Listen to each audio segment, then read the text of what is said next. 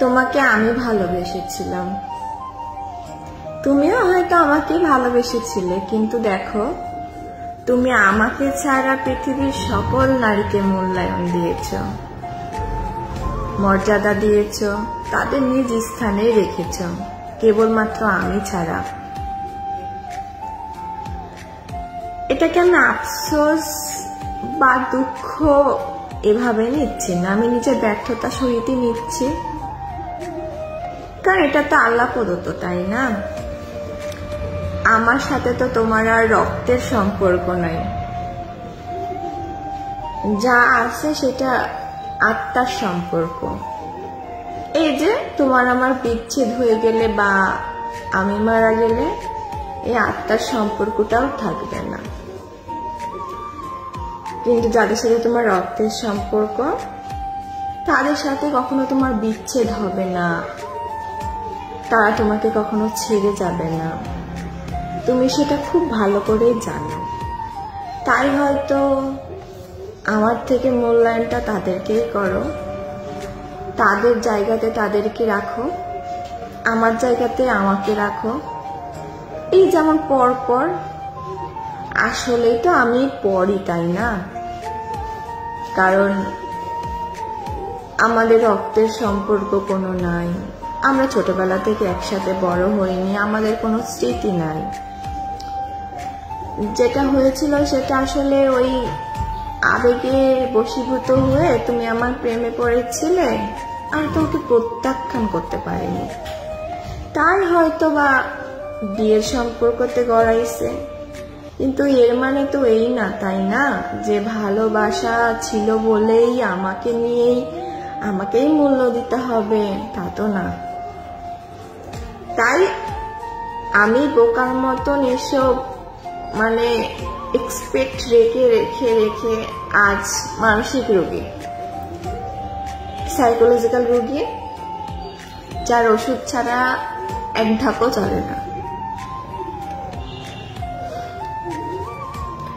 বোকার মতন যদি এক্সপেক্ট গুলা প্রথম থেকেই না রাখতাম, তাহলে হয়তো বা আজ তোমার মতন আমিও একজন শক্তিশালী মনের মানুষ হইতাম।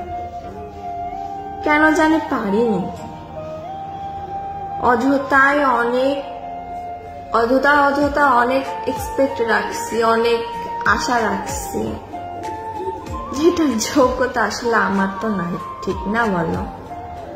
আমি পরের মেয়ে, তোমাদের সংসারে 2 দিনের অতিথি, আজ আছি কাল নাই। আমি মরে গেলে আমার জায়গা যে কেউ কখনো পূর্ণ করতে পারবে না তেমনটাও তো না।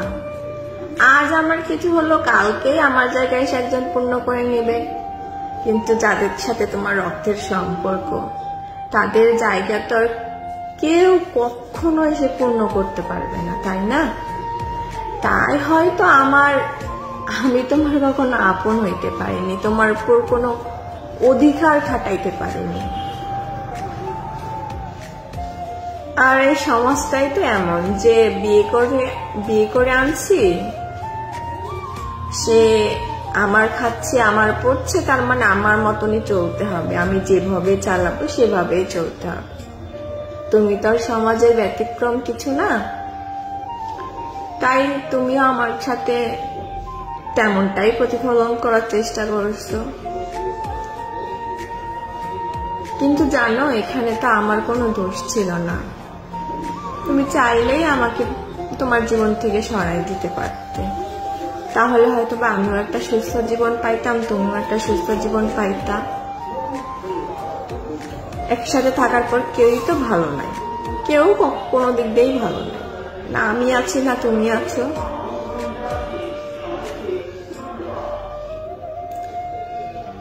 এসব আসলে না, এসবে আমার কোনো আফসোস, দুঃখ, কষ্ট কিচ্ছু নাই, যা আছে অপমানবোধ, অসম্মানবোধ, এই যে আর নিজের প্রতি ঘৃণা, আর এই যে বারবার হেরে যায়, যে ব্যর্থ হয়ে যায়, এই যে পরাজয়তার ব্যর্থতা, মানে এটার একটা মানসিক যন্ত্রণা, এছাড়া কিচ্ছু নেই। খুব শান্ত মস্তিষ্কে ঘুমিয়ে যেতে চাই। আমি সকল কিছু বলে যেতে চাই। আমি মনে করতে চাই না কিছু, আমার কাছে কারো মূল্য নেই, আমি পর। আল্লাহ হয়তোবা ভুল ঠিক বলছিল যে হইল পৃথিবীর সব থেকে দামি সম্পর্ক, মূল্যবান সম্পর্ক হলো স্বামী স্ত্রীর। কিন্তু এই 2024 সালে এসে এই সমাজের মধ্যে এটা ভুল, এটা মিথ্যা।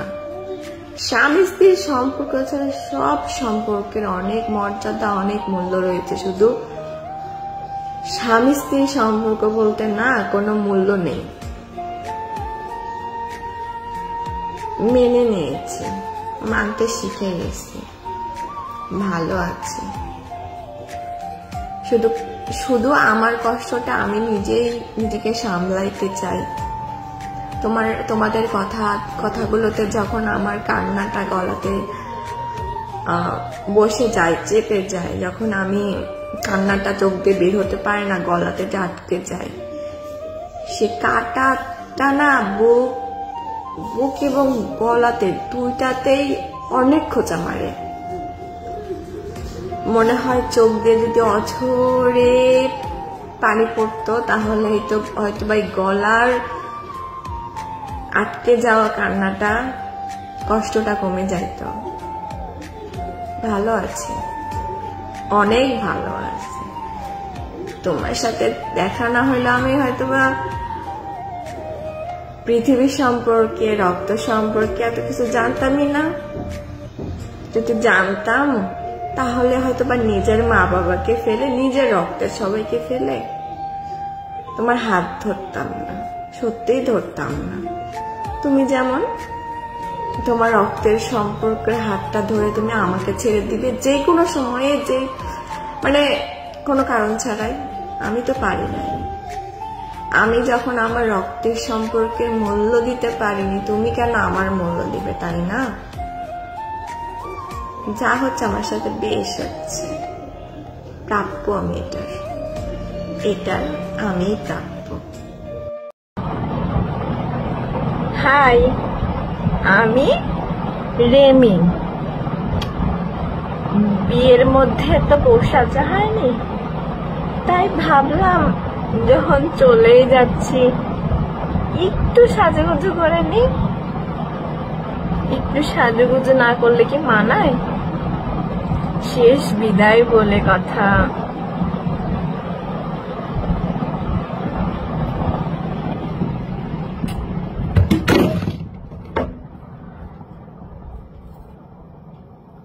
ওই পারের কোন সুখ তার আল্লাহ আমার জন্য লিখে রাখেনি, তাই না? এই পারেতেও যে খুব একটা সুখে শান্তিতে আমার জীবন পার হয়েছে তাও কিন্তু আসলে না। কিন্তু এই তো শেষ বিদায়, তাই একটু সাজুগুজু। আমার পরনে যে শাড়িটা দেখা যাচ্ছে না, এটা আমার প্রিয় মানুষের দেওয়া। এটা তার মানে তার জীবনের ইনকামের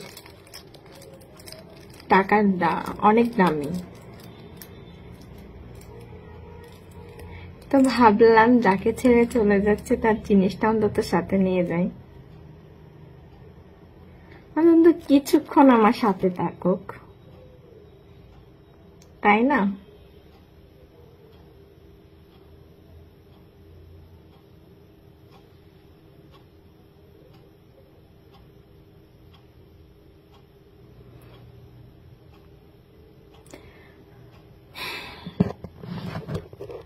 আমার কপালে টিপটা খুব বেমানান লাগে।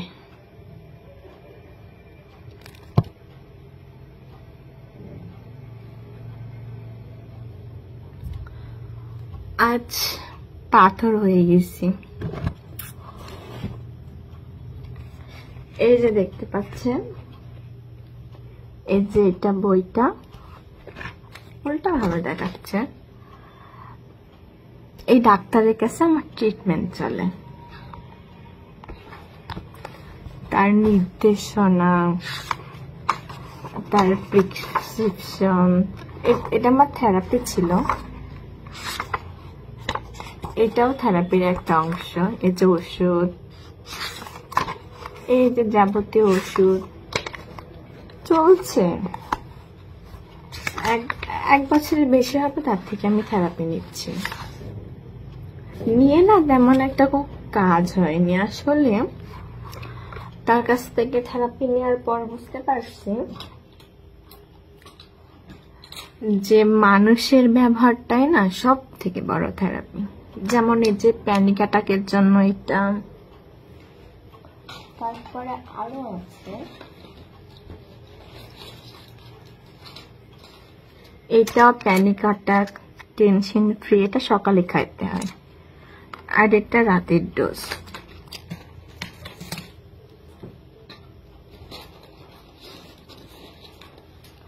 আর এই যে এটা রাগ কন্ট্রোল করা। আরেকটা আছে, সেটা আজকে শেষ, ল্যাপটিক ওডিটি। সেটা খাওয়া হয় মূলত যখন বেশি এক্সাইটেড হয়ে যায়, ঠিক তখন।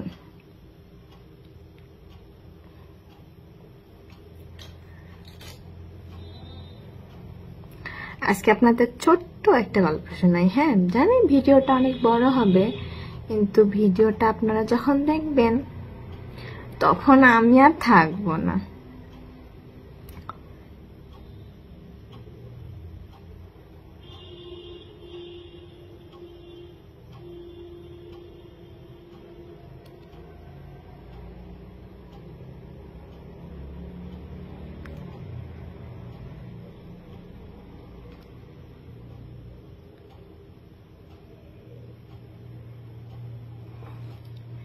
আমার বয়স যখন 6 কিংবা 7 এমনই হবে, তখন আমার বাবা বিয়ে করে আরেকটা।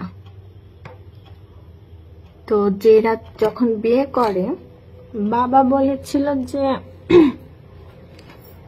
সে ইচ্ছা করে বিয়েটা করেনি, তাকে জোর করে করানো হয়েছে। তারই কিছু ভাই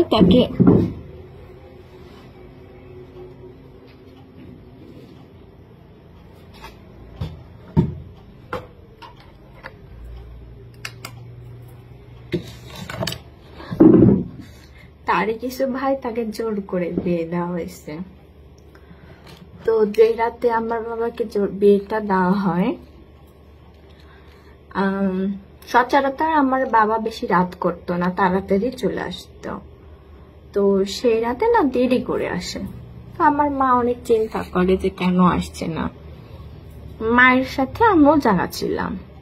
তো বাবা আসলো রাতে, হুট করে এসে আমার মাকে জড়াই ধরে অনেক কান্না, যে এরা আমাকে এভাবে ফাঁসিয়ে বিয়ে দিল। তো আমার বাবার হয়তো বা কপালে ছিল বিয়েটা, সেখান থেকে বের হয়ে আসতে পারেনি।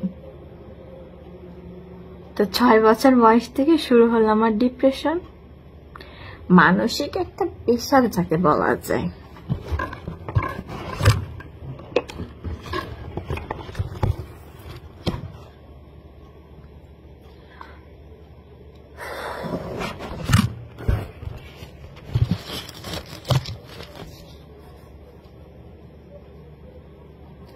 আমার ভাই তখন আমার মায়ের পেটে। আমার মা বাবারও ভালোবাসার বিয়ে ছিল। রাত করে আমার মা বাবার বাড়ি চলে গেল। চলে যাওয়ার পর আমার ভাই হইল, বৃষ্টির দিন। আমার বাবা গেছিল, আমার নানা ঢুকতে দেয়নি। কত অশান্তি। আমার না খুব খারাপ লাগছিল, ছোট ছিলাম তো কিছু বলতে পারতাম না। তারপরে কিন্তু যেদিন আমার বাবা বিয়ে করে আমার মাকে ধরে কান্না করছিল, সেদিন আমার মায়ের চুপ থাকা আমি দেখেছি। কতটা আমার মা হয়তো তখনই পাথর হয়ে গেছিল। পরে যে খারাপ হয়েছে, কেন খারাপ হয়েছে সেটা আর কেউ জানতে আসেনি, জানেন। তারপরে কি চলছিল, এভাবেই চললো। মা অনেকবার রাগ করে বাবার বাড়ি যায়, আবার আসে, অনেকবার যায়, অনেকবার আসে।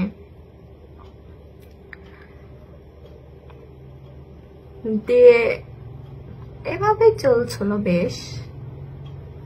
তারপর আমিও আস্তে আস্তে বড় হলাম। ক্লাস 7-এ আমার হাজবেন্ডের সাথে, আমার প্রিয় মানুষটার সাথে আমার দেখা। খুব ছোট ছিলাম, সহজে তার মানে প্রস্তাবে রাজি হয়েছিলাম না।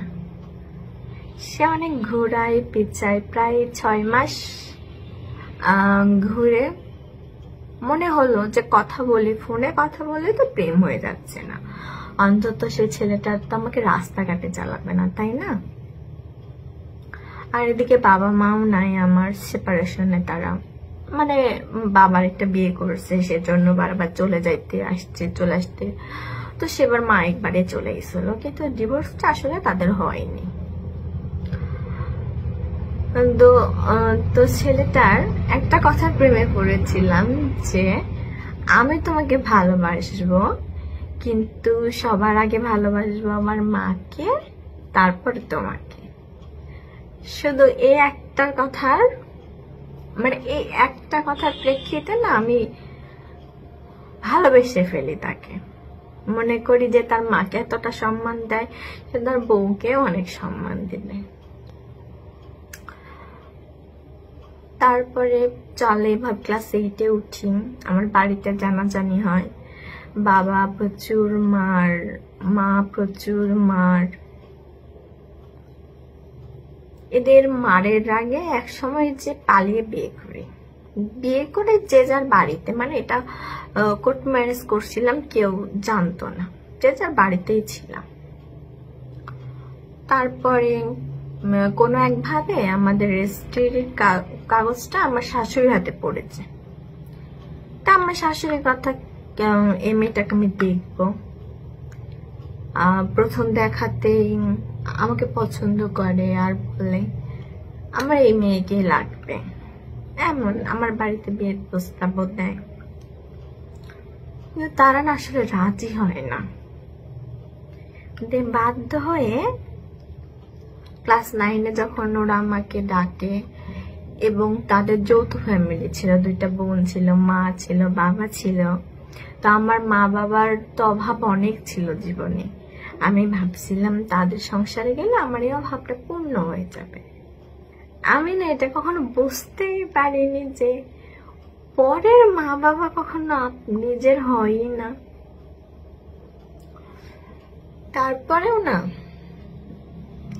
তারপরেও বিয়ে করলাম। বিয়ে যখন করলাম, ছোট ছিলাম আমি, ক্লাস 9-এ পড়ি। সব দোষ এক আমার ঘাড়ে দিয়ে বিয়েটা দিল। ছেলেকে কাছেও আশেপাশেও আনলো না, ছেলের দোষটাই আনলো না। আমার বংশটা একটু খারাপ ছিল বলে সব দোষ আমার উপর দিয়ে বিয়েটা করলো। আচ্ছা ঠিক আছে, হলো।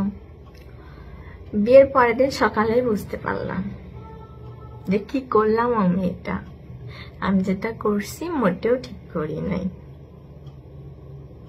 কিন্তু তখন তো সব শেষ, কিছু আর করার নাই।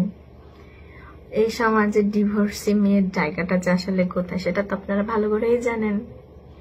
তো সে জায়গা থেকে আমি আর বের হয়ে আসতে পারিনি, অনেক চেষ্টা করছি সংসার করার, জানেন। ক্লাস 10-এ বিয়ের জন্য তারা বাচ্চা নেওয়ার জন্য চাপাচাপি করছিল। আমি চুড়ি পরেছি, আজ 2 হাত ভরে চুড়ি পরেছি, সুন্দর লাগছে না আমাকে। দিয়ে বাচ্চা নিয়ে এলো, নিলাম। বাচ্চা পেটে রেখে কত কাজ করছি, এসএসসি পরীক্ষা দিছি। আমার স্ট্রাগলটা না চলতেই থাকলো। কিন্তু কারণে অকারণে সবাই আমায় ভুল বুঝতো, এবং আমি দোষ না করেও আমি শাস্তি পাইতাম। আমার থেকে বয়সও ছোট, তাদের আমার পা ধরতে হইতো। তো ভাবলাম একদিন সব ঠিক হয়ে যাবে, আমার ভালোবাসা দিয়ে আমি সব আদায় করে নিব। কিন্তু জানেন, ভালোবাসাটা ঠিকই ভালোবাসছি, আদায় করে নিতে আর পারিনি। আমি পরে ঠিক হয়ে গেছি। পরে জানতে পারলাম যে আমার মা বাবা সেপারেশনে থাকে, এই অসহায়তার সুযোগ নিয়ে আমাকে বিয়ে করে আনছে। আচ্ছা, সেটা কোনো ব্যাপার না, ঠিক আছে। কিন্তু তাদের মানসিক টর্চার, আমি তো ঝগড়া শিখিনি, তাদের মানসিক টর্চার এক সময় না আমি মানে মানসিক একটা রোগী হয়ে গেলাম। তো মানসিক রোগী যখন হলাম তখন সবাই বললো জিন ভূতে ধরছে, ওই ধরছে, এই কবিরাজ ওই কবিরাজ। ভালোই তো না, কবিরাজরাই পরে বলতে মেয়ের কিচ্ছু ঢং করছে। দিয়ে তো 2023 সালে সবাই বুঝতে পারলো যে না, আসলে এটা মানসিক রোগ, মানসিক ডাক্তার দেখানো উচিত। হ্যাঁ, ট্রিটমেন্ট চললাম, ওষুধ খাইলাম, কিন্তু ওষুধ খেয়ে কি মানুষের কথা বন্ধ করা যায় না? সেটা ব্রেনে না ঢুকে থাকা যায়? তাদের কথা আর ওষুধ খেতে খেতে ব্রেনে ঢুকাতে বুকে ঢুকাতে একটা পাথর আর পাষাণে পরিণত হইলাম। এখন কার কি আসলো কার কি গেল আমার কিছু চাই আসে না।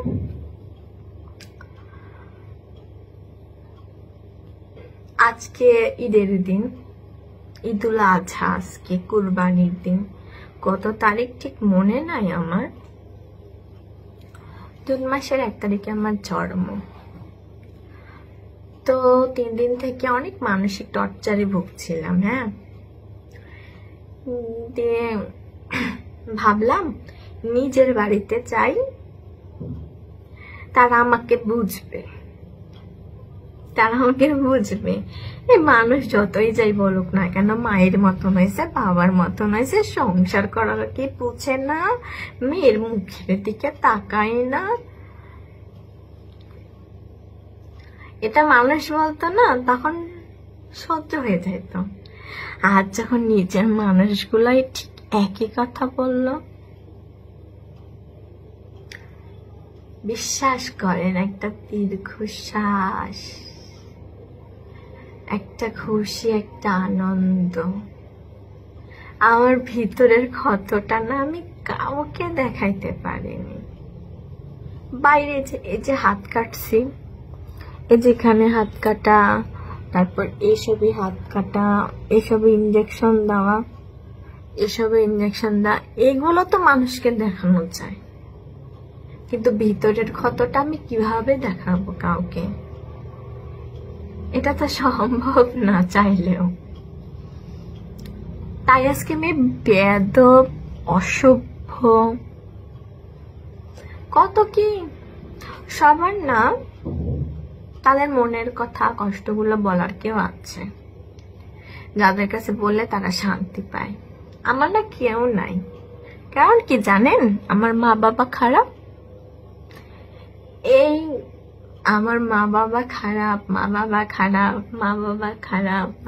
খারাপ। আচ্ছা, তাদেরকে খারাপ কি আমি হতে বলেছিলাম? আমার বাবাকে কি আমি বলেছিলাম যাও যে বিয়ে করো? মাকে বলছিলাম সেপারেশনে চলে যাও, যে তোমার মতো তুমি নিজের সংসার মানে নিজের জীবন শুরু করো? বলছিলাম কি? বলি নাই তো। এখানে আমার দোষটা কোথায়? আমি যখন আমার বুকের কষ্টগুলো বলতে না পারি, চিৎকার করি, ভীষণ জোরে জোরে চিৎকার করি, আর মানুষকে বলি চুপ করো, তুমি চুপ করো, তুমি কিছু জানো না, তুমি চুপ করো। তখন আসলে আমি হয়ে যাই বেয়াদব। এই যে ভিতরে থাকা ক্ষতটা দেখাতে পারি না তো কাউকে। কাকে দেখাবো? কে বুঝবে? কেউ থাকলে না বুঝবে। তো আমার মানসিক সমস্যা এত কিছুই বেড়ে গেছে যে এই ওষুধগুলো তার কাজ করে না কাজ।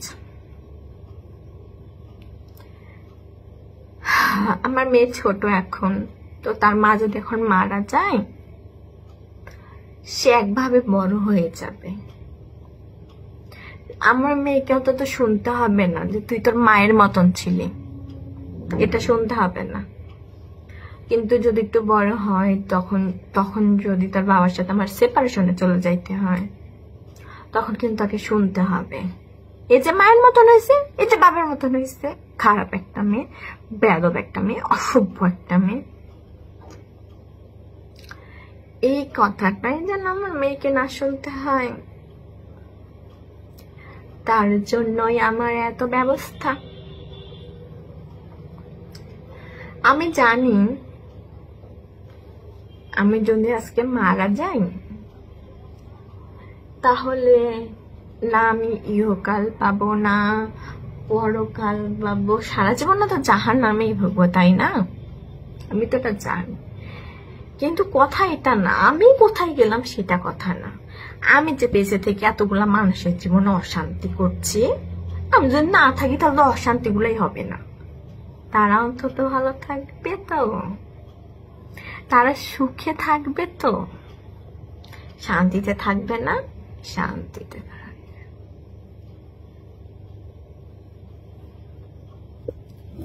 আমাকে ভালোবাসার মতন কেউ নাই, আঁকড়ে ধরার মতনও কেউ নাই। কেউ হাতটা চেপে ধরে বলবে না রিমি আমি আছি তো, কষ্ট কেন পাচ্ছি? বলে না, কি বলে তোর বাপ খারাপ, তোর মা খারাপ, তোর বাপ খারাপ, তোর মা খারাপ, তাই তুই এরকম হয়েছিস। বাপে সেপারেশনে গেছে না, বাপ 101টা বিয়ে করছে, বংশ খারাপ। মা বিয়ে করছে, তোর বংশ খারাপ, তুই তো ওরকমই হবি।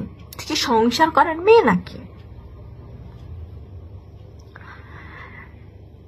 এই কথাগুলো আমি আর নিতে পারছি না। এই যে মাথার মধ্যে একটা গিলু আছে না, আল্লাহ একটা গিলু দিয়েছে না, বুকের মধ্যে একটা হাড় দিয়েছে না, মন কষ্টগুলো অনুভব করার, আমি তো সেটাই পাচ্ছি। তার থেকে মুক্তি চাওয়া কি পাপ? এখন কথা হইল আমার মৃত্যুর জন্য দায়ী কারা। প্রথমে আমার মা বাবাকে, আমার ছোট মাকে, আমার বাপকে বলি যে আমি মরে গেলে তুমি আমার প্রিয় মানুষটাকে এই জেল, আদালত, থানা, আইনের পিছিয়ে ঘুরাবা না, কারণ আমার মৃত্যুর জন্য তো দায়ী তুমি। আর যদি তুমি বিয়ে না করতে, আমার মাকে নিয়ে সংসার করতে, তাহলে আমাকে সব কথা বলা কেউ সাহসী পাইতো না। জেল যদি কারো খাটতে হয় তাহলে সেটা তোমার, সেটা একমাত্র তোমার, আর কারো না। আমার হাজবেন্ডকেও আমি বলছি, তোমার নামে যদি কেউ এলিগেশন দেয় যে তোমার মানসিক টর্চারে আমি মারা গেছি, তুমিও তার নামেই দিবা মামলা যে ওর জন্য মারা গেছে। কারণ আমার মা বাবা ভালো হইলে আমাকে কি সাহস পাইতো নাকি কেউ, হ্যাঁ, যে হইল কথা শোনানোর? আজ আমার বাড়ির মানুষ আমাকে বললো কত বড় বেয়াদব একটা মেয়ে, অসভ্য একটা মেয়ে। আমার মুখের উপরে কেউ তর্ক করে না, বংশের সবাই আমারে খুব ভালোভাবে শুনে, বংশের সবাই আমার কথা মান্য করে, শুধু রেমি করলো না। কেন করব? আজকে আমার এরকম কপালের জন্য দায়ী তো তুমিও। তোমার স্বামী তো আমার বাবাকে জোর করে বিয়ে দিয়েছিল, ভেবে দেখেছ? আমার ছোট মাকে নিয়ে যখন আলং ফালং করতে, আমার মাকে যখন কষ্ট দিয়ে পাথর করতে, তখন কি তোমার মনে কিছু হয়নি? দেখো, তুমি দেখো, আমার মাও ভালো আছে, আমার বাবাও ভালো আছে, কিন্তু তুমি ভালো নেই, কারণ তোমার মাথাতে হাত দেওয়ার জন্য স্বামীটা নেই।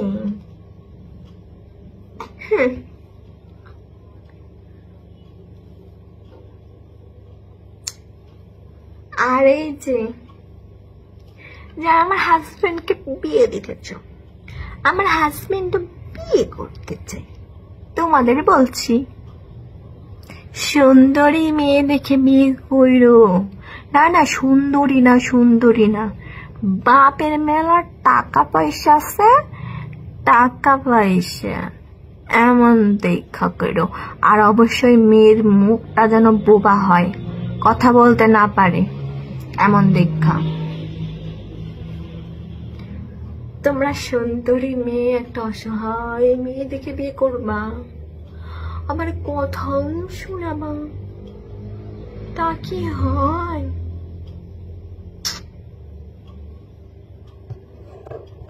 প্রিয় দর্শক, রহিমা আক্তার রেমির বাবার সাথে আমি দাঁড়িয়ে আছি এবং রহিমা আক্তার রেমি ভিডিও বিবৃতির মাধ্যমে আসলে বলেছিলেন তার এই পরিণতির জন্য তার হতভাগা বাবা দায়ী। আসলে তার বাবা এই মুহূর্তে আসলে তাকে এই ব্যাপারটা জিজ্ঞেস করা উচিত নয়, তারপরেও আসলে অনেক কিছুই আসলে মানুষের ভেতরে কৌতূহল। এখন উনি কেন আপনাকে দায়ী করলো? আমাকে তো দায়ী করা, আমার মেয়ে অল্প বয়সে বিয়ে করে, 14 বছরে বিয়ে করে, ওরা প্রলোভন দেখে বিয়ে করে। আমার পার্সন তখন যখন আমার মেয়ের বিয়ে হয় তখন আমার পার্সন 2টা, ওর মা বিয়ে করে আমার ছোট এটা, তখন ওরা কিন্তু দেখি শুনি আমার মেয়ের বিয়ে হয়। ওখানে হওয়ার পর আমার মেয়ে বিয়ের পর থেকে বুঝতে পারে যে আর শ্বশুর শাশুড়ি আর ননদেরা খুব জ্বালা যন্ত্রণা করে। তখন আমার বিটি তখন বলে যে আমি খুব ভুল করেছি বলে আমার বিটি কিন্তু খুব ওইভাবে সংসার করে। দীর্ঘদিন করতে করতে ধরুন এভাবে করে লেখাপড়া করে সে, এর মধ্যে আর বাচ্চা নেবেন, আর পরিবার জোর করে বাচ্চা লওয়ার পরে ধরেন বাচ্চা হওয়া, তারপরে ছেলে বেকার থাকে, ঠিক আছে, বেকার অবস্থা থাকি। আমি তখন অনেক ডিলারশিপ ব্যবসা করি, আমি অনেক জামাই টানি। তারপরে যাক আমার মেয়ের একটা রিসেন্টলি করে একটা আর বিবাহিত বার্ষিক আমি একটা চেন দিই, ওই চেন দিয়ে ওই ছেলে চেন বেঁধে একটা চাকরিটা নিচ্ছেন, যে চাকরিটা করছে ইনি কিন্তু চাকরিটা করে।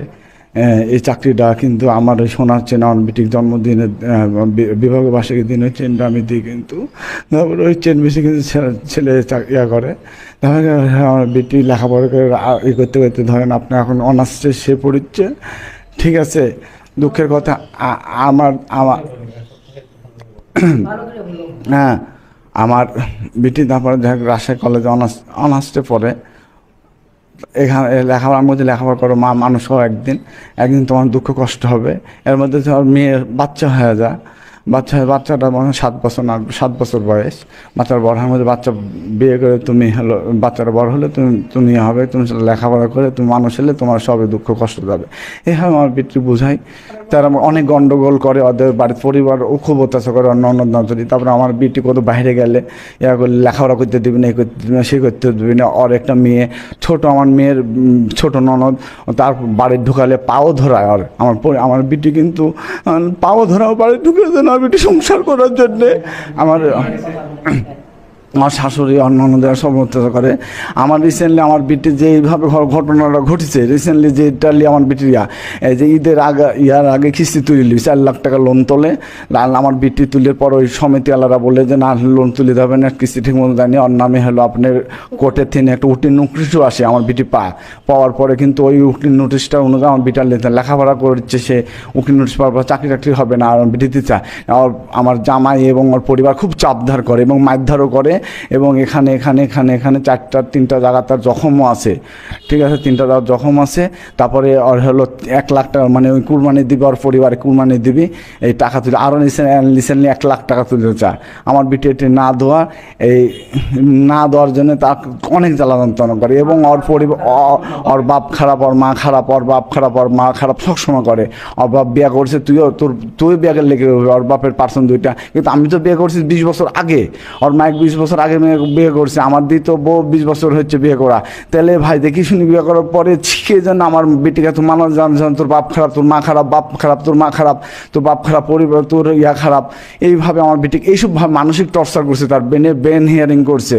এইভাবে আমার বেটি মানসিক হিয়ারিং, বিভিন্ন রকম ওষুধও ওরা কিনে খাওয়াইছে আমার বেটিক, পাগলও বানাইছে আমার বেটি, পাগলের দেখাইছে, এরকমভাবে বিভিন্নভাবে করেছে আমার বেটিকে, আমার মানসিক টর্চার করছে আমার বেটিকে, আমার মানসিক টর্চার করছে।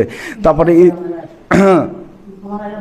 আমি এটা বিশ্বাস চাচ্ছি, আমার বিটি রিসেন্টলি যেটা মানে ঈদের দিন ঘটনা, আমার বিটি ওরা ওখানে এসে ওর ননদ খাইতে লাগছে, আমার বিটির কথা খাইতে জানি মুখ ফেকনা মারছে, ওর শাশুড়ি মুখ ফেকনা পড়ছে, খাইতে জানি করে আমার বিটি মনে দুঃখে আমার বাসা চলে এসে, আমার ওখানে আমার একটা বাসা আছে গন্ডগোহালিতে, ওই বাসা এসে আর ওখানে এসে হয়েছে। পরে আমার বিটিকে ওখানে থেকে আবার জামাই আইসি, আমার বিটির কাছে বোঝা টুজার লিয়া আইসি, আমার বিটি ভাই বড় থাকে এক জায়গায়, ওখানে আমার মিটিং বলেছে ঠিক আছে, আমার বাড়িতে আমার ভাবি আছে, আমার মা আছে, আমার পাড়া প্রতিবেশী আছে, যে তুমি সাগর এইভাবে লিয়া যাও না, বাপের কাছে লিয়া যাও, আমার বাপের কাছে না লিয়ে আসি, আমার এখানে লিয়ে আসা বাদ দিয়া ওরা আমার বিটিকে লিয়ে গেছে ওখানে। আমার বিটি একা আমার বেটি একা বাড়ির নিচে অফিস উপরে 2তলার উপরে আমার বেটি একা দিচ্ছে না ভাই, আমার বেটি ভাই আমার বেটিকে একা দিয়েছে, সবাই ছুটে আসে লিগেছে ওই বাসা, ওখানে বাড়ি আল্লাহ লোক আমাকে বললো যে আপনি আমার ধুয়ে চলে গেছে আপনি ভাই। আর ওরা কোথাও বলতো তোর মা খারাপ, তোর বাপ খারাপ, তোর মা খারাপ, বাপ খারাপ, আরে যায়নি শুনে আমার বেটিকে বিয়ে করলো, সবই জানিস, সবই বুঝিস, তা আমার বেটিকে হবে তুই টর্চার করা, মানসিক টর্চার করা কি দরকার ছিল ভাই? এই গোটা পুঠিয়ার মুখে গোটা এলাকা আপনি গন্ডখালিতে আমার বাড়ি, সবার কাছে জিজ্ঞাসা করেন আমার বেটি কি মানসিক টর্চার করছে, এলাকার লোক সবাই জানেন মানসিক টর্চার করছে আমার বেটিকে, মানসিক টর্চার ওষুধ দেওয়া, আমার বেটি বলতো ওষুধ দিয়ে কোনো মানসিক টর্চার করলে কোনো ওষুধ দিয়ে কোনো কাজ হয়? আমার বেটিকে ওষুধ কিনে দিত আর ওর টর্চার করতো, বিভিন্ন ওষুধ কিনে দিত, মানে আমি জানি না এসব নামটা। আমার বেটি বলছে এইসব ওষুধ দিয়ে কোনো মানসিক টর্চার কমা, আমার বেটি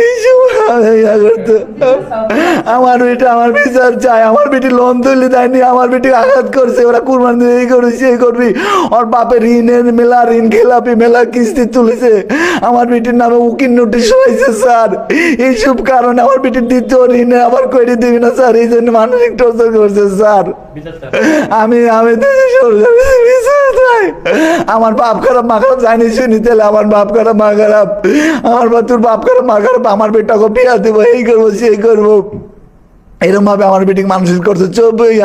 আমার বেটি এই যে 14 বছর বিয়ে করতে আসছে, আমার বেটি 24 বছর 10 বছর হচ্ছে বিয়ে করে আমার বেটিক, আমি আমি সারা বহুত 20 বার, এমনি কত 20 বার আমার পরিবার, আমার ভাই ভাইতে আমি সবাক লেবিসাকে লেছি লিয়ে হয়েছি, তারপর আবার ওর লিয়ে আমার বেটি রাজশাহীতে পরে আব্বু আমাকে আমি থাকতে পারছি না, এখানে আসলে এখানে আমাকে তাহলে আমি বললাম তাহলে তুমি রাজশাহীতে একটা তোর বান্ধবী বলটা হোটেল মেস ঠিক করো, আমি টাকা দিচ্ছি, আমার বেটিকে আমি লোকে টাকা পয়সা দেবো, তুমি মেসেজ থাকো ওখানে লেখাপড়া করো, এখানে আসলে সাগর তোমাকে লিয়ে যাবে, তুমি যোগাযোগ করো না। আমার বেটিকে হয়েছিল আমি টাকা দিয়ে করছি, ওখানে ওর বান্ধবীর নাম্বার লিয়ে কি করি আমি সাথে আবার যোগাযোগ করি, ওখানে আবার আমার মেয়ে আবার লিয়ে আসি, এরকম ভাবে 4 দিনের পর দিন।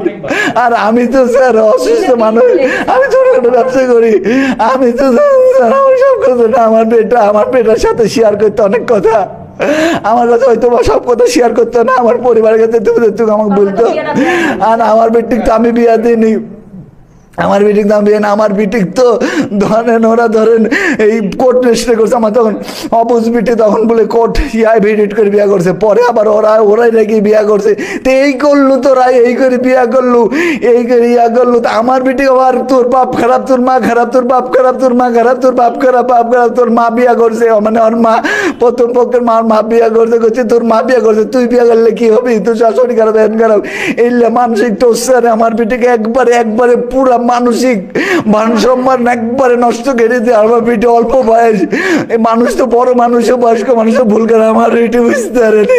তারপরে মৃত্যুর আগে একা ছিল স্যার, ওখানে যদি কেউ থাকতো তাহলে আমার বেটির এই ঘটনা ঘটতো না। এখানে আমার পরিবারের, আমার পাড়া প্রতিবেশী, আমার আত্মীয় স্বজন, আমার আমার আমার আমার আমার বড় ভাইয়ের স্ত্রী সবাই বলেছে তার বাপের কাছে লিয়া দেওয়ার, বাপ অসুস্থ বাড়িতে পারছে না, সেখানে লিয়া দেওয়ার, বাপ গেলে বুঝালে ঠিক হয়ে যাবে, আমাকে এখানে লিয়ে আসেনি স্যার, এখানে না লিয়ে এসে চলে গেছে ওর জায়গা লিয়ে যায় স্যার, আমার বেটি চেয়েছে, আমার বেটা রিং করেছে যে আমার দুলাভাই আচ্ছা আপনি কি আমার বোনের কথা কথা, তোর বোন ভালো আছে অসুবিধা নাই, বহুত টাইমে বলে আমার বেটার কাছে রিং করেছে, তোমার বোনের এই অবস্থা, এই তো স্যার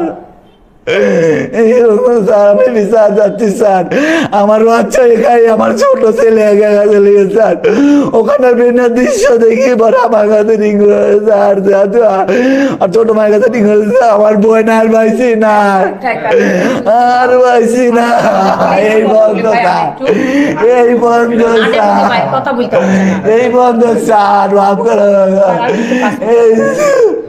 এই স্যার, এই যে স্যার আমার মা খারাপ, বাপ খারাপ, আমার মা খারাপ, বাপ খারাপ স্যার, আমার বাপ খারাপ, মা খারাপ, গাড়ি হত্যা স্যার, মানসিক টর্চার করতো স্যার। আমি তো আপনার সাথে 5 মিনিট কথা বলবো। আমি কিন্তু রেমির ছোট আম্মা, রেমি যখন 4 বছর বয়স, রেমির হয়তো বলেছে 6 বছর, কিন্তু ওর তখন তত মনে নাই, যখন আমি প্লে ভর্তি করাই তখন আমার বিয়ে হয়েছে। তো হচ্ছে যে বিয়েটা হয়তো আমার পরিবার বা ওর মা সবার সম্মতে বিয়েটা হয়েছিল, তা আমরা কিন্তু ভালোই ছিলাম, কিন্তু আমার ওই মানে রেমির মা ও যে কোনো কারণবশত হয়তো বা মনে বোনা হয়নি, ও চলে গেছে, ও সেপারেট করে নিছে, ও নিজে, ওর বাপ কিন্তু অক ছেড়ে দেয়নি, ওর মাই অক ছেড়ে দিছে ওর বাপে, তো সে আলাদা জায়গায় পার্সন বেচালে সেটা আলাদা বেশি, তার তো একটা দরকার আছে সারাসারি হলে। আর সাগরের সাথে বিয়ে হয়েছে আমার মেয়ে 10 বছর হলো, আর আমার বিয়ে হয়েছে 20 বছর হলো। রেমির আব্বার সাথে আমার বিয়ে বয়স 20 বছর, সে মানে পুরাতন ইতিহাস, আমার বাচ্চা কাচ্চা বড় বড় হয়ে গেছে। এখন ছেলেটা কিন্তু আমরা বিয়ে দিবে না, ওর বাপ ওই ছেলেটা কিন্তু ফুসলে ফাসলে আমার মেয়ে জীবনও প্রবণ দেখায়, 14 বছর বয়সের অবুঝ শিশু প্রবণ দেখায় আমার মেয়ে কিন্তু বিয়ে করছে। তখন ওর বাপের একই কথা যে মেয়ে আমার কথা শুনলো না, আমাকে বুঝলো না, আমার দুঃখ, এত সুন্দর মেয়ে আমার আর বিয়ে করলো ওরকম একটা যাইতে, আমি আমার এই জামাই কোনোদিন মেনে নেব না।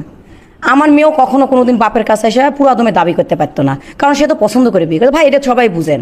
কিন্তু আমার মেয়েকে আমি ছোটোবেলা থেকে মানুষ করছি, কোনোদিন একটা ফুলের টুকাও কোনোদিন দিইনি, আমার স্বামীও না আমিও না, সবাই জানে, আমার শ্বশুর শাশুড়ি ওর কাছে হয়তো বা জিজ্ঞেস করছেন। মেয়েটাকে আমার নিয়ে যাওয়ার পর আমার মেয়েটা একটু মানসিকভাবে মানে চাপা প্রকৃতির ছিল, সে কখনো সব কথা ডিসকাস করতো না। আমার মেয়েটাকে ধরেন ওরা প্রথমে বিয়ের পরের দিনই সে বুঝতে পারছে যে আমি ভুল করে ফেলেছি, আমি মনে করছি আমার মা বাবা ভাই বোন সবাইকে এখানে পাবো, কিন্তু দেখলাম না, আসলই থাকে, নকলি থাকে। মেয়েটা ভাবলো যে আমার মা ছেড়ে চলে গেছে, আমিও যদি ছেড়ে দিই আমার আটা দুর্না হবে। আর সাগর সবসময় ইমোশনাল ব্ল্যাকমেল করতো, বলতো যে তোমার মা তো ছেড়ে গেছে, তুমিও আমাকে চলে যেতে পারো। কিন্তু আমার মেয়েটা এত বেশি ভালোবাসিছে সাগরের সবসময় এটাই বিশ্বাস করার চেষ্টা করছে যে আমি প্রয়োজন হলে মরে যাব, কিন্তু আমি তোমার পরিবারের কারণে, অত্যাচারের কারণে যে আমি হচ্ছে তোমাকে ছেড়ে চলে যাবো, এটা করবো না।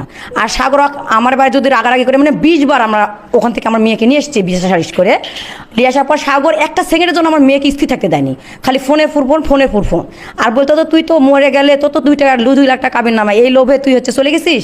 তখন বলতো আমার বাপ তো আমার নামে 10 লাখ টাকা সম্পত্তি রেজিস্ট্রি করে দিছে, ওর বাপ কিন্তু 10 কাটি মাটি নিশ্চয় করে দিছে। তো 2 লাখ টাকা আমার কাছে কিছু, আমার জীবনের চাইতে 2 লাখ টাকা বেশি। তো আমি যা তোকে হচ্ছে মনে করছি আমি অন্য জায়গায় বিয়ে করবো, আমি মরে যাই তোকে শান্তি দিয়ে যাবো। তো মরে যাই আমাকে ফাঁসাই দিয়ে যাবো। তখন আমার বিটি কি বলতো জানেন, যে আমি মরে যাওয়ার সময় তোকে এমনভাবে নির্দোষ প্রমাণ করে দেবো, এমন নিখুঁতভাবে যে পৃথিবীর সবাই তোকে মনে করবে তুই নির্দোষ, কিন্তু তুই আমার জীবনে যে আঘাত, যে কষ্ট, যে দিনে পর দিন তোর পরিবার ফ্যামিলি, তোর ছোটো বোনের পা ধরাইছিস কিন্তু ওই বাড়ি সংসার করার জন্য, আমি সংসার করার তাগিদে মনে করেছিলাম যে আজ পা ধরি, কাল ভালোবাসার তাগিদে তারা আমার আপন হবে, কিন্তু তারা পাও ধরেছি সংসার করার জন্য, কিন্তু তারা আমাকে ভালোবাসা দিয়েও আপন হয়নি, আসলে ভাই হয়নি। আমার মেয়ে লাস্ট পর্যায়ে যে বাড়ি ভাড়া থাকে একটা চেন দিয়েছিলাম, চেন বেচে ওই ছেলে চাকরি লাগছে, কিন্তু বেকার ছিল, আজ 1.5 বছর হলো আমার স্বামী টাকা পয়সা দিতে পারে না। এর আগে ওরে সংসার চালাতে যা যা দরকার তাই দিছে, খাট থেকে শুরু করে গ্যাসের চুলা থেকে শুরু করে সিলিন্ডার থেকে শুরু বুঝেন সব দিছে। আমার স্বামীর লস খাওয়ার পর করোনার মধ্যে 1.5 বছর হলো আমার মেয়ে সঠিক দেয় অল্প কিছু 200-500 কিন্তু ওইভাবে মোটা অঙ্কের ব্যালেন্স সে দিতে পারে না, এটাই তার অপৃক্তি। তার শ্বশুর শাড়ি আমোদ ফুর্তিভাবে খাওয়ানো এটা করতে পারে না। তখন আর শ্বশুর শাড়িটা খালি বলে যে আমার বেটা যদি অন্য জায়গায় বিয়ে দিতাম আমার বেটা অ্যাভেলেবল পাইতো, আমরা কি ভুল করছি ফকিনীর ঘরের বিয়ে দিয়ে। আর বলে কি আর মায়ের অভ্যাস আছে অন্য জায়গায় বিয়ে করে, বেশটা ফ্যামিলির মেয়ে ওই অন্য জায়গায় যা বিয়ে করবে। এই যে একটা তা আঘাত দিত, দিনের পর দিন সেই আঘাতটা নিতে পারতো না। আর বাপের কাছে আসলে বাপ বলতো কি মা তোমাকে আমি বিয়ে দিইনি, তুমি চলে আসো ডিভোর্স করে, আমি ভিক্ষা করে পারি আর আমার জমি বেচে পারি, তোমাকে আমি মানুষ করবো। আমার মেয়ে মনে করতো আমার একটা মেয়ে হয়ে গেছে, এখন যদি আমি ছেড়ে দিই তাহলে আমাকে যেরকম এই পরিবার বাপ খারাপ মা খারাপ বলে, ওই পরিবারও আমার ওই মেয়েটাকে বলবে যে আর মা ছেড়ে চলে গেছে, আর বংশ এরকম। তার থেকে আমার জীবনে এই কয়েকটা মানুষ বেঁচে যাক, আমার জীবনে আমি চলে যাই। আমার মেয়ের লোন তুলে দিয়েছে 4 লক্ষ টাকা। আমার মেয়ে ঈদের প্রায় 7 দিন আগে রিং করছে আমার ছেলের কাছে, এই ছেলের কাছে যে ভাই হচ্ছে যে এরকম এরকম দাদি দাদি এখানে দাদির কাছে দিচ্ছে, দেখছে যে দাদি আমার তো 4 লাখ টাকা লোন তুলে দিছি, আমার নামে তো উকিল নোটিশ আইছে, এখন আমাকে এরা আবার 1 লাখ টাকা লোন তুলিছে, আমি তো দাদি লোন তুলে দেবো না, এতে আমার সংসার থাক আর সংসার না থাক, আমি আর লোন তুলে দিয়ে আমি আর কেসের ভাগিদার হব না, আমার সামনে জীবন আছে ভবিষ্যৎ আছে। তখন আর দাদি আর বাপও সাইড থেকে বললো মা তুমি জানি কখনো লোন তুলে দিও না, এত তোমার সাগরে ভাত খাইতে হবে তার কোনো মানা নাই, তুমি প্রয়োজন হলে আমার বাড়ি চলে এসো। আমার সাগরকার একটা ভয় করতো যে মুন্ডর গোষ্ঠী অনেক বড় গোষ্ঠী, এরা আমাকে এভাবে অত্যাচার করে, আমি সব কথা বলে দিলে আর আমাকে সারাসারি করবি, তখন আমার মেয়ের জীবনটা নষ্ট হয়ে যাবে। ওই বিভিন্ন কিছু দেখে ওর যে ওষুধ খাইতো এটাও আমার সাগর কখনো বলেনি, কারণ একটা মেয়ে বিয়ে পর তো স্বামীর দায়িত্ব ভাই, তখন তো বাপ মায়ের দায়িত্ব থাকে না, বাপ মাইক না বলে তো বাপ মা বুঝবে না। ওর আব্বা হার্টের পেশেন্ট, তার আর্থিক দিয়ে সে দুর্বল হয়ে গেছে, সে কার খরচ দিলবে বলেন তো। তারপর আমার ওই ছেলেটা যখন বড় হয় তখন বাপ মা কিন্তু ছেলের উপর নির্ভরশীল হয়ে যায়। আমার এই ছেলেটা কিন্তু সবসময় রেমির সাথে যোগাযোগ করে, সকালবেলা গাড়ি যদি যায় বাবা আপুর সাথে কথা হয়েছে, আব্বু কথা হয়েছে, মাইক বলে মা আমার বিটির সাথে কথা হয়েছে, হ্যাঁ কথা হয়েছে, কারণ ওই ছেলের আমার মেয়ের স্বামী তো সে মানে নিতে পারে, কিন্তু মেয়েটা তো তার আপন। কিন্তু আমার মেয়ে রাখছিল কি যদি আমার বাবার যদি 2টা পার্সন না থাকতো তাহলে তো আমাকেও মনে হয় কথা শোনাতো না। ওর ব্রেনের মধ্যে এটাই ঢুকানো হয়েছে, সাগর এটাই ঢুকাইছে যে শুন আমার পরিবার তো কেন করে, তোর বাপের অপরাধ আছে, তোর মায়ের অপরাধ বলেই কিন্তু আমার পরিবার তোকে এই খুঁটাটা দেয়, যদি তোর পরিবার এটা না করতো তাহলে তো খুঁড়া দিত না। আমার শালিকে এটাই বুঝছে, অবুঝ সাল আমার বুঝেনি। তখন এই যে পারিবারিক চাপ, ঈদের দিন আসছে, ওর ননদ নাকি খাইতে গেছে মুখ ভেক্সা মারিছে, ছোট ননদ যার পা ধরে আছে এই বাড়িতে, আর শাওরি তো ডাকেও নি কথা বলেনি। আমার মেয়ে সহ্য করতে না পারে এটি আইসে বড় মা প্রিন্স মানে আমার আর চাচাতো ভাই আছে, সে বলছে আপু তোমার মন খারাপ কে, পোশাক আশাক পুরাতন পরে আসো, বলছে ভাই এমনি, তুই তো শরীর খুব খারাপ। তখন মুখ চোখে হাত মুখ ধোয়, এই ছাওয়াল রাগিব সবাই মিলে বসতে খায়, তখন ওই ভালোই ছিল, তখন আনন্দতে ছিল। এর মধ্যে সাগর আইসি কীভাবে ফুসলায় ফাসলায় আমার ছাওয়ালে, কখনো গন্ডগোল ফুসলায় ফাসলায় আমার ছাওয়ালে ক্লে চলে গেছে। তখন আমার যা বলিছে যে রেমির যে পরিস্থিতি, তুমি রেমি যতই রেগে যায়, রেমির বাপের কাছে গেলে ঠিক হয়ে যায়, তুমি সাগর এভাবে রেমিক লিয়ে যাও না, আর বাপের কাছে লিয়ে যাও। সাগর কোনো কয়েছে ঠিক আছে বর্মা আমি আর বাপের কাছে লিয়ে দেবো বলে মিথ্যা কথা বলে আমার সাহরে ওই বাড়িতে লিয়েছে, ওই বাড়ির থেকে লিয়েছে চারঘাট থেকে গেছে। তখন আমার বেটা 7:30 কি 8টার দিকে রিং দিছে, তখন রেমি ধরেনি। দেখেন রেমি কিন্তু ভিডিওত মনে হয় আমার বিশ্বাস একবার বলেছে রাগিবটা কেন ডিস্টার্ব করছে, ওই রাগিবটা হচ্ছে ওর ভাই। তখন আমার সাওয়াল ফোনটা ধরেনি, না যখন ধরেনি তখন আমার সাওয়াল ফোন করছে সাগরের কাছে যে ভাইয়া আপনি কোথায়। তখন সাগর বলেছে যে আমি পুঠিয়াত, তো ভাইয়া আপনি রেমি আপু কোথায় চেয়েছেন, কোথায় আর রেমি ওখানে আছে ভালো আছে, ও রান্না বান্না করে খাচ্ছে, কোনো সমস্যা নেই, আমি কিছুক্ষণের মধ্যে মোটরসাইকেল দিয়ে চলে যাবো, আমার যাতে তো বেশি সময় লাগবে না, 15-20 মিনিট সময় লাগবে। তো বলছে ভাইয়া আপনার কাছে অনুরোধ, রেমি আপু রাগ করে আছে, আপনার সাথে অশান্তি, আপনি জানেন আমার আপুটা কিরম করে একা একা থুয়েন না, আপনি চলে যান ভাই, আপনি তো না যেতে পারেন আমাকে বলেন। ওই ছেলে বলছে না আমি এখনই চলে যাবো। আমার সাওয়ালের কাছে তো যায়নি, আমার সালে যে যোগাযোগ করেনি, এটা আমরা কাউকে জানায়নি যে রেমি ওখানে একা আছে। যে বাড়ির নিচে ধরেন TSM অফিস ঠ্যাঙ্গামারা সবাই ছুটে চলে গেছে, ওখানে খালি উপরতলা থাকে বাড়িওয়ালা, আর মধ্যে রেমি গোটা ফ্ল্যাটে একা একটা মেয়ে, তার এমনি মানসিকভাবে অশান্তি। এর আগে অনেক বছর আগে, প্রায় 5-6 বছর আগে, 4-5 বছর আগে ওর বাড়িতে রেমি গড়াদর দিয়েছিল মায়ের মাপের অত্যাচারে, খালি টাকা চায়, যৌতুকের কথা, মানে বিভিন্ন ধরনের লোভনীয় বিষয়। সেবারও একই ইয়া করছিল, একই ইয়া। আচ্ছা সেবার বেঁচে গেছিল, সেবার ওরাই হচ্ছে যে ইয়াতে উঠেছিল, ওরে হচ্ছে যে চাতাল আছে, চাতাল দিয়ে অন্য ঘর দিয়ে উঠে আমার মেয়ে বাঁচাইছিল। পরে আমার মেয়ে কথা আমাকে বলেনি, 2 দিন পর পাড়া প্রতিবেশী এসে আমাকে বলছে, তখন আমরা ওর বাড়ি যাই আমার মেয়ে বুঝাই শোনায়, ওরে অপমান করে গন্ডগোল করে আমার মেয়েকে আমরা জোর করে নিয়ে এসেছিলাম। আসার পরে ওই সাগরের একই সাগর মিনিটে সেকেন্ডে আমার মেয়ে কখনো দেখেন মোবাইলে অতীত থেকে যদি শুরু করেন দেখবেন যে রেমি কতবার রিং করে, কতবার ওই ডিস্টার্ব করে যে কোনো ক্ষেত্রে। আমার সাওয়ালটা ওই যে আত্মসমর্পণ, তোরে তো অভ্যাস আছে, আমার সাওয়ালটা এই পরিচয় দিয়ে গেছে, আমার মা ভুল করেছে, আমার বাপ ভুল করেছে, সেই সাথে সন্তানের না, সন্তানের হতে পারে, সন্তান তো অপরাধী হতে পারে না আমার। এবং এটা বলে গেছে যে আমার স্বামী দায়ী না, কেন বলেছে একটা স্বামীর পরিবারে যখন মেয়ে যায় তখন সব দায়িত্ব কিন্তু স্বামীর হয়। খালি বললেই তো হবে না যে আমার স্বামী দামে তাই না। তোমার আমি আমার স্বামীকে বলেছি যে আমার বাপ যদি তোমার নামে মামলা করে তো তুমি আমার বাবার নামে মামলা করবে। তার মানে স্বামীর সাথে সে প্ল্যান করেই নিয়েছিল, স্বামীকে সে বলছে আমি কিন্তু মারা যাবো। তার মানে সাগর জানতো, সাগর আমার কিন্তু এটা কখনোই জানায়নি। আর তুমি তখন আমার বাবার নামে মামলা করো, কারণ আমার বাবা যদি বিয়ে শাদী না করতো তাহলে তো হচ্ছে যে আমার জীবনটা নষ্ট হতো বা কেউ আমার খুঁটা দিতে পারতো না। তাকে এটা ব্রেনে ঢুকেছে কারা? তার পরিবার। তার পরিবার তাকে মানসিকভাবে টর্চার করছে, শারীরিকভাবে টর্চার করছে, তার ব্রেনে বিভিন্ন রকম ওষুধপাতি খাওয়াইছে, আমাদের কখনোই ডিসকাস করেনি। আর আমার বেটি যখন যা চাইছে কখনো অবহেলা করেনি ভাই।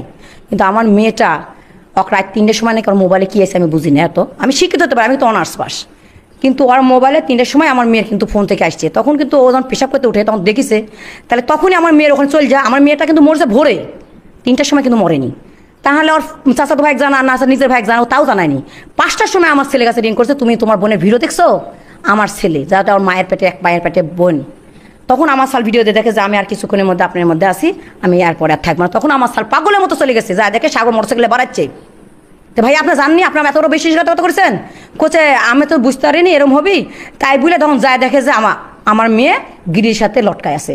সাওয়াল আমার ঘরের দরজা ভাঙ্গে সাওয়াল আমার গলার দড়ি খুলে সাওয়াল আমাকে নামাইছে আমার সাওয়াল। আর ও মোবাইলে ব্যস্ত ছিল, রেমির মোবাইলটা ট্যাগ করণে ব্যস্ত ছিলই। তাহলে বুঝেন, ও জানতো যে আমার বউ মারা যাবে। ও এটাও বলেছে যে তুমি মরে গেলে তোমার বাপ তো আমাকে ফাঁসাবে। তখন আমার মেয়ে বলেছে যে আমি মরে গেলে আমি তোমাকে ভালোবাসি, শেষ পর্যন্ত জানাই যাবো যে তোমার প্রতিদান, যে আমি তোমার চিরজীবনের মতো নির্দোষ প্রমাণ করতে যাবো। কিন্তু আসলে কি এটা বিচার? রেমির কথা তো অনেক রহস্য। রেমির কথা তো প্রতিটা কথাটির মধ্যে তার পরিবারের কথা, সবার কথা কিন্তু উল্লেখ করা আছে। অভিমান করতে পারে। দেখুন ওর বড় মা বলেছে যে তোর বাপ এত টাকা সম্পত্তি দিয়েছে, তুই এরকম গলা ধরে বিষ খেতে চাস, সাগরের কারণে, ওই পরিবারের কারণে এত ভালোবাসিস, তুই তো একটা বেয়াদব মেয়ে না হলে এই গলা ধরতে দিতে চাস, বিষ খেতে চাস। এটা তো তোর হচ্ছে অভিমানের কথা। এটা না করে প্রয়োজনে লেখাপড়া কর, একটা বাচ্চা আছে, তুই যে কোনো জায়গায় চাকরি পাবো। তাই ওই অভিমানে পড়ে হয়তো বা পরিবারের জনের মতো পরিজনের এ কথা বলে আপনজন এই মনে করে একটু কষ্ট পেয়ে বলেছে যে আমার আপনজন আমাকে বেয়াদব বললো ভালো। আসলে তো তার ভালোবাসার তাগিদে বলেছিল সেটা। তাক ভালোবাসার তাগিদে সে জানে কুপথে না যায়, সে জানে জীবনটা পড়াশোনা করে ভালো পথে আসে, এই জন্য একটু সাজেশন দেওয়া হয়েছিল। কিন্তু আমার মেয়েটাকে এরা এমনই ব্রেনটা ওয়াশ করেছিল ভাই যে ভালো কথা তার ভালো লাগতো না।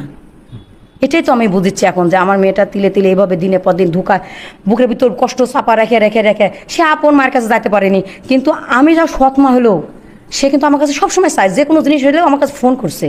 কিন্তু আজ মৃত্যুর আগ মুহূর্ত সে আমার কাছে ফোন করলো না। মৃত্যুর আগ মুহূর্ত আমি কিছু জানতে পারলাম না। আমার শাওয়ালেকে আমি লাশ পেলাম যায় আপনি সারঘাট মেডিকেলে। এটা একটা কত বড় কষ্ট ভাই, বলেন কষ্ট। মা খালি পেটে ধরলে মা হয় না ভাই। আমি কিন্তু তার সর্বোচ্চভাবে তাকে ভালোবাসা দিয়ে মানুষ করছি। আমার মেয়ে কিন্তু কোথাও আমার বিষয়ে একটা কথা বলে দেয়নি। আমি যদি খারাপ হতাম তাহলে আমার মেয়ে আমাকে বলতো যে আমার ছোটো মা এরকম ওরকম। তাহলে আমি এই বিশ্বাস চাই ভাই, আমার সন্তান সবই আমার সন্তান, তাই না? আমার পেটের সন্তান যাকে আমি লালন করছি সেও আমার সন্তান। তারা যে মানসিকভাবে দেখে শুনে বিয়ে করছে, ওরা তার মা সেপারেট, তার বাপ সেপারেট, তার বাইরে বাপের আরেকটা বউ আছে, সব জানে শুনে কিন্তু আমরা মেয়েকে নিছে। তাহলে কেন আমার মেয়েকে মানসিক টর্চার করে, শারীরিক টর্চার করে, তার ব্রেনটা ওয়াশ করে তাকে এভাবে মৃত্যুর মুখে ঠেলে দিল? এই বিচারটা আপনারা করবেন। আর যদি এই বিচার না হয়, ঘরে ঘরে ঘরে ঘরে অনেক সন্তানেরা, অনেক পরিবার আছে দুইটা, তারাও কিন্তু এভাবে ধুকে ধুকে মরবে। বিচারটা করবেন ভাই, আমার মেয়ের জীবনের সঠিক বিচার চাই। তা সে অভিমানে বাপে ভুলে গেছে যে আমার আমার আমার তোমার নামে যদি আমার বাপ মামলা করে, আমার স্বামীকে আমি বলেছি আমার বাপ যদি তোমার নামে মামলা করে, তুমি আমার বাবার নামে করবে, কারণ সেও তো দায়ী, সে আমার মৃত্যুর জন্য দায়ী। কারণ সে যদি বিয়ে না করতো, সে যদি ফেয়ার পার্সন হতো, কেউ আমাকে কিছু বলতে পারে? তাহলে আমার মেয়েটাকে 10 বছর কি বোঝানোই বুঝাইছে, বাপের কাছ থেকে আলাদা করে লিছে, তার জীবনটা কাছ থেকে আলাদা করলো, এখন তার জীবনটাই তারা নিয়ে নিল। তাই সঠিক বিচার করবেন ভাই, আমার এটা অনুরোধ। প্রত্যেকটা আইনের কাছে অনুরোধ, প্রতিটা আইনজীবীর কাছে অনুরোধ, প্রতিটা স্কুল ছাত্রীর কাছে অনুরোধ, প্রতিটা স্টুডেন্টের, প্রত্যেকটা বাংলাদেশের সবার কাছে অনুরোধ যে একটা মেয়ে বিয়ের পর যখন স্বামীর ঘরে যায় তখন বাপ মায়ের সফর কিছু পাস্ট করে ফিউচারের জন্য স্বামীর ঘরে যায়। আর ফিউচারের জন্য স্বামীর ঘরে যায় যদি সে মেয়ে লাঞ্ছিত হয়, গঞ্চিত হয়, তার জীবনটা যদি ধুকে ধুকে ধুকে তিলে তিলে শেষ হয়ে যায়, যে কথাটা তার বাপ মায়ের বলতে পারে না, সারাসারি হয়ে যাবে বলে, তার বিচার কি হবে না ভাই? হবে। খালি ভালোবাসার দাম খালি রেমি দেবে, সাগরকেও তো দিতে হবে। তার এতই যদি বউয়ে ভালোবাসতো, কেন তার পরিবারে সে কন্ট্রোল করতে পারলো না? কেন তার শরীরে আঘাত থাকলো, আঘাতের চিহ্ন থাকলো? এটাই তার প্রতিদান দেওয়া হবেন ভাই। প্রিয় দর্শক, আসসালামু আলাইকুম। গতকালকে আপনারা একটি ভিডিও দেখেছেন, রহিমা আক্তার রেমির বাবা এবং সৎ মায়ের বক্তব্য শুনেছেন। আজকে রহিমা আক্তার রেমির হাজব্যান্ড সাগর সাহেবকে পেয়েছি এবং সাগর সাহেবের কিছু বক্তব্য আছে, তিনি আমাকে জানালেন। সেই বক্তব্যগুলোই আসলে আমরা শুনব। আসলে আমার স্ত্রী অনেক ছোট কালেই আমরা বিয়ে করেছিলাম। আমাদের সংসার মোটামুটি 10 বছরের। এখন অনেকে অনেক কথা বলছে, 10 বছরের সংসার। এছাড়াও আমার স্ত্রী মারা যাওয়ার আগে অনেক কথা বলে গেছে, দেশবাসী সবাই জানে যে কিভাবে কি হয়েছিল, মোটামুটি এক্সপ্লেন সে করে গেছে। আমি এত কিছু না বলি, কিন্তু এখন হঠাৎ করে অনেকে অনেক কথা বলতেছে, অনেক মানে আমাদের ওপর দোষ চাপাচ্ছে, কিন্তু আসলে যে কিভাবে কি হয়েছিল সেটা কিন্তু ওই বলে গেছে। এখন আমি কারো ওপর দোষ চাপাবো না, কিন্তু যারা দোষ চাপাচ্ছে তারা নিজেদের দোষ ঢাকার জন্য অন্যদের ওপরে এই দোষগুলো চাপাচ্ছে। কারণ আমি তাকে যথেষ্ট ভালোবাসছিলাম এবং এখনও ভালোবাসি। এখন ওরা তো কখনো খোঁজ নিতে আসেনি আমরা কেমন আছি, আমার স্ত্রী কেমন আছে, তারা তো কখনো খোঁজ নিতে আসেনি। ওর তো অনেক কষ্টের দিন গেছে, অনেক কষ্টে 6 বছর বয়সে ওর বাবা দ্বিতীয় বিয়ে করে, তখন থেকে ওর কষ্টের দিন শুরু। এরপরে যখন আমার মেয়েটা হয়েছে তার কিছুদিন পরেই হচ্ছে ওর মা আরেক জায়গায় বিয়ে করে। এরপর থেকে ওই মানসিকভাবে অনেক অসুস্থ হয়ে পড়ছিল।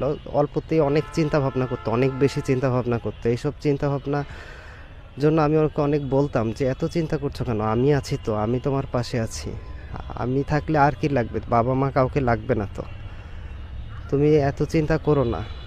কিন্তু কোনো কিছুতেই ওকে আমি শান্ত রাখতে পারতাম না। এরপরেও আমি চাকরির কারণে ওকে এত সময় দিতে পারিনি। ওই আমাকে ভিডিওতে বলে গেছে যে অন্য কাউকে যদি বিয়ে করি তাকে যেন সময় দিই। আমি আরেকটু যদি সময় দিতাম তাহলে হয়তো ওই মানসিকভাবে আরও সুস্থ হয়ে যেত, স্ট্রং হয়ে যেত। ওর চিকিৎসা করাচ্ছিলাম, ওর ট্রিটমেন্টও চলছিল। হঠাৎ করে বেশি মানসিক অসুস্থ হয়ে গেছিলো, মানে কোনো কথাই, মানে ভালো কথা বললে ওর ভালো লাগতো না, মানুষজনের সঙ্গে বেশি মেলামেশা করতে চাইতো না, একা একা চলতে বেশি পছন্দ করতো। এখন যেটা হয়ে গেছে, এখন আর কি বলবো, এটা আসলে দোয়া করা ছাড়া কিছু করার নেই। এখন আমি সবার কাছে ওর জন্য দোয়া চাইবো, যেন যেখানে গেছে সেখানে তো দোয়া ছাড়া আর কোনো কিছুই যাবে না তার কাছে।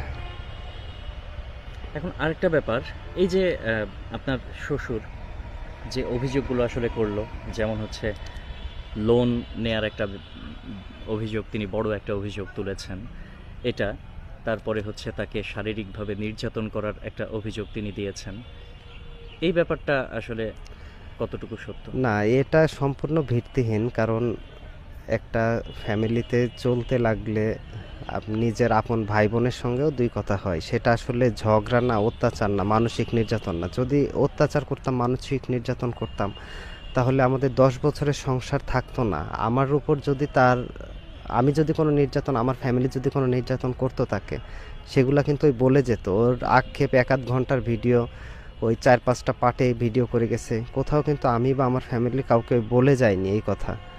ওই কিন্তু বারবার ওর নিজের ফ্যামিলির কথাই বলছে, কিন্তু ওর নিজের ফ্যামিলির লোকজনই আবার উল্টা আমাদের ওপর দোষ চাপাচ্ছে। এগুলো আসলে ঠিক না, এগুলা সব ভিত্তিহীন। তারপরে রেমির ভাই উনি বলল যে হচ্ছে আপনি তাকে রেখে এসেছেন ঈদের দিন ও চারঘাটে। এখন হ্যাঁ, এখন সেদিন যে ঘটনাটা ঘটছে, সেদিন ওই আমাকে বলছিল যে আমার ভালো লাগছে না এখানে, আমার খুব খারাপ লাগছে, আমি বাবার বাসায় যাব। আমি বলছি আমি রেখে আসি। ওই কয় না, আমি একাই যাব, তুমি পরে এসো। ওখানে গেছে, ওই যাওয়ার পরে ওইখানে ওর হয়তো ওদের ফ্যামিলিতে কিছু হয়েছে কিনা আমি জানি না, ওইখানে একবার সুইসাইড অ্যাটেম্প্ট নিছে। ওইটা ওই আমাকে পরে হোয়াটসঅ্যাপে কল দিছে। হোয়াটসঅ্যাপে কল দেওয়ার পরে ওইখানে ওই ভিডিও করে আমাকে দেখাচ্ছে যে এখানে আমি ফাঁস লাগাইছি, এখন আমি ফাঁস নিব। আমি সাথে সাথে ওর চাচাতো ভাই ছিল পাশের বাসাতেই, চাচাতো ভাইকে আমি বললাম। চাচাতো ভাই সাথে সাথে কিছুক্ষণ পরেই গেল, জায়গাটায় দেখছে ওইখানে ঝুলছে। ওই সাথে সাথে ওইখান থেকে নিয়ে বাসায় নিয়ে যায় শোয়াইছে, শোয়ায় খাওয়ায় টাওয়ায় ওকে ইস্টাবলিশড করছে। পরে আমি বাসায় খাওয়া দাওয়া করে আমি বিকালে আবার ওখানে গেলাম। যাওয়ার পরে ওকে অনেক বোঝানোর চেষ্টা করছি, ওই বুঝতেছিল। হঠাৎ করে ওর মাথা আবার বেশি খারাপ হয়ে গেছে। কারণ ওর মাঝে মাঝে যখন শরীর খারাপটা বেশি করে তখন ওই কারো কন্ট্রোলেই থাকতো না। পরে ওর দাদিরা বোঝানোর চেষ্টা করছে, বোঝেনি। ওর বড় মা ছিল যেটা মানে ওর যে বড় মা বোঝানোর চেষ্টা করছে, ওই বোঝেনি। পরে শেষমেশ ওই খুবই এক্সাইটেড হয়েছিল। আমি বলছি যে আমি থাকি, নাইলে রাত্রে আমি এখানে থাকি, কারণ না আমি তোদের কাউকে এখানে আমি সহ্য করব না, যদি থাকিস আমি যে কোনো জায়গায় আমি আশপাশে যে গলায় দড়ি দিব আমি। পরে আমি বুঝাই টুঝাই রেখে চলে আসতে লাগছিলাম, পরে ওই থাকবে না। এরপরে আমাকে আবার ওর ভাই ছিল না, ওর ভাই ছিল বাইরে, ওইখানে ওর দাদি ছিল। ওর ভাই আবার ফোন দিছে যে ভাই তাড়াতাড়ি বাসায় যান, আপু আবার কেমন করছে। আবার গেছি, যাই দেখছি আবার পাগলের মতো করছে। আমি পরে বলছে যে আমি এখানে থাকবো না, আমি চারঘাট যাব। আমি কই চারঘাট কেন যাবো, তাহলে এশাকে নিয়ে আসি, আমার মেয়েকে নিয়ে আসি, একবারে 3 জন চলে যাই। কয় না আমি এখানে কাউকে অ্যালাউ করবো না, আমি একা একা থাকলে আমি ভালো লাগবে। এছাড়াও এর আগেও একা একা থাকছে বাসায়, একা একা থাকলে একা একা সাজগুজ করে, ওর ভালো লাগে। আমি এত কিছু ভাবিনি। আমি যেতে যেতে ওই সন্ধ্যা 7:15 রওনা দিছি। আমি যেতে যেতেই ওর মন হালকা হয়ে গেছে, আমার সাথে হাসি খুশি করে কথা বলছে যে না কিছু করব না। আমি বলছি জান দেখো কিছু করো না, আমাকে ছুঁয়ে প্রমিস করছে আমি কিচ্ছু করব না। তখন আমার মনে তো সন্দেহ লাগছে যে তাহলে মনে হয় কিছু একটা করছে, ওই পোস্ট করছে ভিডিওটা দেখো, আমার তো কেমন সন্দেহ হচ্ছে। ওই সঙ্গে সঙ্গে হচ্ছে ভিডিওটা আমাকে ওই দেখছে, ভিডিওটা দেখার পর আমাকে বলছে ভাই চলেন চারঘাট যাই। আমি বলছি তুমি পুঠিয়া বাজারে আসো, আমি আসতেছি। ওই পুঠিয়া বাজারে আসছে, আমি বাসা থেকে মোটরসাইকেল নিয়ে আসছি। আমার মেয়ে তখনও ঘুমাচ্ছে, আমার সাথেই ঘুমাইছিল রাত্রে। ওকে নিয়ে সরাসরি চলে গেছি চারঘাট চলে যাওয়ার পরে আমার কেমন সন্দেহ হচ্ছিল। আমি বাইরে দিয়ে বেলকনি দিয়ে উকি দিছি, দেখছি ঝুলতেছে ওই। পরে বাসায় যেয়ে দেখি ভিতর দিয়ে ছিটকানো লাগানো। এরপরে পাশের 2 ভাড়াটি আমাদের কান্নাকাটিতে চলে আসছে, বাড়িওয়ালা চলে আসছে। আমরা অনেক চেষ্টা করছি, দরজা ভাঙতে পারিনি। এরপর বাড়িওয়ালা বললো যে ভাই পুলিশে ফোন দেন, না দিয়ে দরজা খোলেন না। পুলিশে 999 ফোন দিচ্ছি। পরে ওরা বলছে আপনারা দরজা খোলার চেষ্টা করেন। পরে বাড়িওয়ালা আসলো, আসার পরে একটা শাবল দিল, শাবল দিয়ে ইয়ে করে দরজাটা খুললাম। খোলার পরে এই তো লাশ নামানো। আচ্ছা, এই যে রেমির সাথে আসলে আপনার সর্বশেষ কি কথা হয়েছিল? রেমির সাথে আমার সর্বশেষ কথা হয়েছিল যে আমাকে বলছিল যে হচ্ছে, আর এর আগে ওই অনেকবার মরার কথা বলতো, সবসময় মরার কথা বলতো যে আমি বেশি দিন বাঁচবো না, ভালো থাকো তোমরা, ভালো থাকো। এর আগে থেকেই বলতো আমি বেশি দিন বাঁচবো না। আমি বলতাম কেন বলো এইসব তুমি? এখন আগে থেকে ওই চিন্তা ভাবনা এইসব নিয়ে মরার চিন্তা অনেক বেশি করতো। এখন ওর সাথে বেশি আমার কথা হয়নি, ওই শুধু যে চারঘাট গেছিলাম ওইটুকুই বলছিল। রাত্রে আবার একবার বলছিল মেয়েটাকে দেখে রাখো, ভালো থাকো। আমি বলছি এইসব কেন বলছো, পাগল টাগল হয়েছো নাকি তুমি, এইসব করো না। আবার বলছে না আমি কিছু করবো না, প্রমিস করছি তোমাকে কিছু করবো না। আমি বলছি আমি কি রাত্রে নিশ্চিন্তে ঘুমাবো নাকি না চিন্তা নিয়ে ঘুমাবো? নিশ্চিন্তে ঘুমাও, কোনো সমস্যা নেই, আমি কিচ্ছু করবো না। এই তো ক্লোজ করে দিই ভাই, শেষ। না না না ভাই সময় নাই ভাই, আমার অনেক বলছি, মানে আর বলার মতো নেই। 12টা 17 বাজে ভাই। আচ্ছা আচ্ছা, কথা হবে ভাই, ঠিক আছে। মানে হ্যাঁ